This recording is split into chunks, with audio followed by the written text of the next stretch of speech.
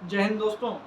अपने रामपुरा की पाठशाला में आपका एक बार फिर से स्वागत है और अपने जीएस की पॉलिटी की कड़ी में आपके लिए मूल अधिकार से संबंधित अगला लेक्चर सामने है।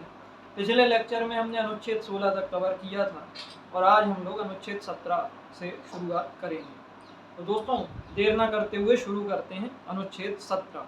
अनुच्छेद 17 क्या कहता है? अस्पृश्यता यानी कि छुआछूत का अंत। छुआछूत जो कि एक प्राचीन काल से ही भारत में एक कुरीति रही है, तो संविधान निर्माताओं ने इस चीज़ को समझा और इसके खिलाफ कानून बनाया। तो कोई भी व्यक्ति हो, कोई भी, वह छुआछूत से संबंधित कोई भी क्रियाकलाप नहीं कर सकता है। इसकी प्रथा को समाप्त कर दिया गया। ठीक, तो यह एक कानूनन अपराध भी है। और अनुच्छेद 17 की एक खास बात यह है कि ज़्यादातर जो अधिकार है वह राज्य के खिलाफ हैं, मतलब राज्य को रोकते हैं। पर छुआछूत एक ऐसा अधिकार है जो राज्य के साथ साथ व्यक्ति के खिलाफ भी अवेलेबल है, उपलब्ध है। मतलब अगर राज्य आपके खिलाफ छुआछूत करेगा तो राज्य के खिलाफ इसका इस्तेमाल करो, और व्यक्ति करेगा तो व्यक्ति के खिलाफ भी। और अधिकतर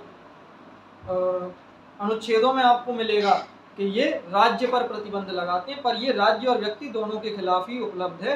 तो ये भी याद रखना कि राज्य और व्यक्ति के खिलाफ उपलब्ध अधिकार कौन है? अनुच्छेद 17, अस्पृश्यता का अंत।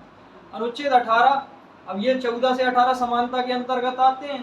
अनुच्छेद 18 करता है उपाधियों का अंत। उपाधियों का अंत कैसे करता है भाई? अंग्रेजों के समय में जो लोग अंग्रेजों के ज़्यादा करीबी होते थे, उनके चाटुकार होते थे और उनकी सेवा में लगे रहते थे, अंग्रेजी राज को लाभ पहुंचाते थे, भारत के हितों को एक तरफ रख के अंग्रेजों के हितों को साधने में लगे रहते थे। तो अब ऐसे लोगों को, चापलूसों को पुरस्कृत तो किया ही जाएगा। आज भी समाज में ये चीज़ें हैं। पावरफुल व्यक्ति के कुछ चापलूस व्यक्ति रहेंगे उसके साथ, जैसे विधायक जी के साथ, मंत्री जी के साथ कुछ रहेंगे दो चार, और वो अब विधायक जी भी उन्हें कह देते ठीक है बोलेरो पप्पू तुम ले जाना, तो पप्पू बोलेरो की उसमें ही बड़े खुश हैं कि अरे बोलेरो दे दी विधायक जी ने, अब हम ही विधायक हैं, तो पप्पू अपनी अकड़ में चलेंगे।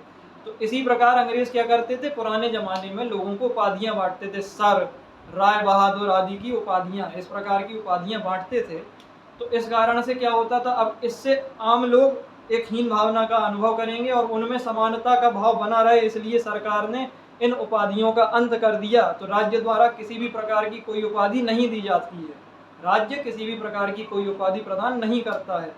इसके साथ ही लेकिन अब कुछ लोगों ने इसमें तर्क लगाया, इस पर प्रश्न उठाया कि भाई ये पद्मश्री और ये डॉक्टर वगैरह ये लोग लिखते हैं अपने नाम के आगे, तो सरकार ने क्या बोला, ये जो पद्मश्री वगैरह हैं ये क्या हैं? ये अवार्ड हैं, पुरस्कार हैं जो कि विशेष कार्यों के लिए, सेवा कार्यों के लिए मिलते हैं। डॉक्टर, इंजीनियर, वकील आदि, एडवोकेट आदि अपने नाम के आगे अपनी उपाधि लगाते हैं, तो वह उनकी एकेडमिक डिस्टिंक्शन है, वह उनकी पढ़ाई के कारण है। कोई ऐरा गैरा नत्थु खैरा नहीं डॉक्टर लिखने लगेगा अपने नाम के आगे। कोई पीएचडी डॉक्टर लिखता है तो उसकी शैक्षिक योग्यता के कारण है। मिलिट्री के लोग मेजर वेजर लिखते हैं अपने, तो वो देश सेवा कर रहे हैं और उनके पद हैं, तो वो उपाधि नहीं है, वो किसी भी प्रकार की उपाधियां नहीं है। सरकार इस बात को क्लियर, सुप्रीम कोर्ट इस बात को क्लियर कर चुका है। इसके अलावा भारत सरकार के अंतर्गत सेवा करने वाला कोई भी व्यक्ति जो भारत सरकार की नौकरी कर रहा है, उसको भी आप याद रखना कि वह किसी भी विदेशी राज्य से किसी प्रकार की उपाधि ग्रहण नहीं कर सकता है। ये क्या है? अब मान लो ये उपाधियों का अंत है, आप सरकारी नौकरी लग गई, मान लो आप एमटीएस निकल गए, यूपी पुलिस में आप एसआई हो गए। अब एसआई साहब ने इतना अच्छा काम किया कि मलेशिया का प्रधानमंत्री प्रभावित हो गया और बोलेगा कि हम इनको सर का टाइटल देंगे। ब्रिटेन की महारानी प्रभावित होकर बोली कि हम सर का टाइटल देंगे इन्हें, तो आप सर की उपाधि ग्रहण नहीं कर सकते। जो भी सरकारी व्यक्ति है वो सर की उपाधि ग्रहण किसी भी विदेशी सत्ता से उपाधि ग्रहण नहीं करेगा, भारत तो देते ही नहीं। और अगर कोई भी विदेशी है जो भारत सरकार की नौकरी कर रहा है, तो वह भी बिना राष्ट्रपति की अनुमति के उपाधि ग्रहण नहीं करेगा। हाँ, पुरस्कार आपको मिल सकता है, जैसे अगर सचिन तेंदुलकर को कोई देश पुरस्कार दे तो पुरस्कार ले सकते हैं, पर टाइटल, उपाधि नहीं ले सकते। तो 18 क्या हुआ? उपाधियों का। 19 विस्तृत है, इसमें 6 अधिकार आते हैं। कौन कौन से? सबसे पहले 19(1)(a) वाक एवं अभिव्यक्ति की स्वतंत्रता, मतलब बोलने की स्वतंत्रता। अब बोल, आप अभिव्यक्ति बोलने के अलावा भी कई प्रकार से होती है, पेंटिंग से भी होती है, लेखन से भी होती है। तो इसी के कारण मीडिया की स्वतंत्रता, प्रेस की स्वतंत्रता भी 19(1)(a) के अंतर्गत आती है। ठीक, क्यों? क्योंकि वो दूसरों की अभिव्यक्ति, दूसरों के विचारों को अभिव्यक्त कर रही है। कोई व्यक्ति मौन रहकर भी अपनी अभिव्यक्ति देता है तो मौन रहना भी इसके अंतर्गत, मौन रहने का अधिकार भी इसके अंतर्गत आ जाएगा।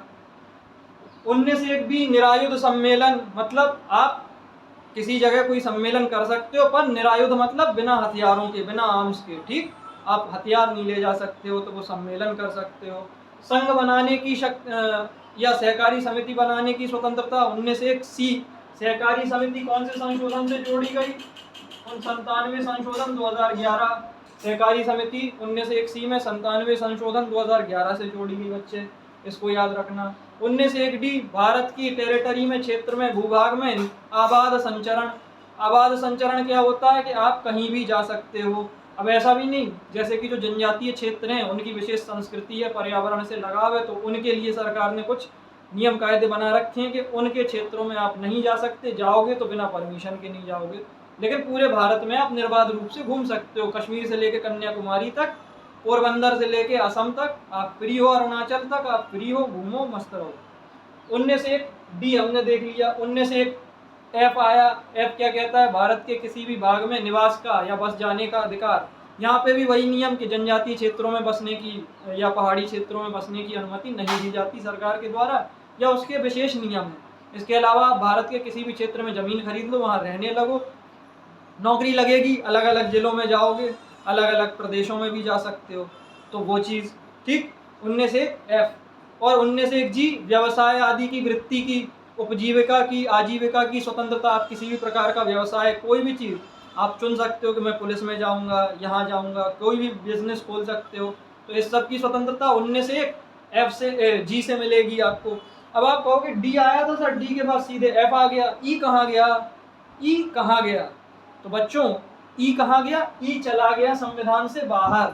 ई में था संपत्ति का अधिकार, 19 ई में था संपत्ति का अधिकार, जो कि 44वें संविधान संशोधन द्वारा, 44वें संविधान संशोधन द्वारा समाप्त कर दिया गया। तो दोस्तों याद रखना कि 19 में वर्तमान में कितने अधिकार हैं? A B C D F G 6, और पहले कितने थे? तो 7, लेकिन ई हट चुका है। ई कौन से संशोधन से हटा? 44वें संविधान संशोधन से, 1978 से। इसको याद रखना, संपत्ति का अधिकार किस संशोधन से हटाया गया? तो 44वें से। तुम्हारे सर का ये क्वेश्चन एमपीपीसीएस में गलत हो चुका, बहुत हलवा क्वेश्चन था, लेकिन पढ़े नहीं थे, रिवीजन किए नहीं थे। अब रिवीजन नहीं किए थे तो पेपर में घाटा खा गए। क्यों? सोचा सारी चीज़ें 42वें में हुई है महत्वपूर्ण, तो आंख बंद करके 42वां संशोधन लगा है, जबकि लड्डू क्वेश्चन था, और ऐसे ही क्वेश्चनों की वजह से हमारा सिलेक्शन रुक गया एमपीपीसीएस में। तो इसको हमेशा याद रखो कि इस प्रकार के हल्के क्वेश्चन तो कभी गलत करना ही मत। ओएमआर बड़े ध्यान से भरो, जिन लोगों का कल पेपर है वो भी ध्यान रखो, अपनी ओएमआर ध्यान से भरो। आने वाले जो भी पेपर हैं, पेपर में जाने से पहले 10-12 प्रैक्टिस सेट लगा लो, ओएमआर भर के देख लो। ठीक है दोस्तों, मिलते हैं अगले वीडियो में। जय हिंद।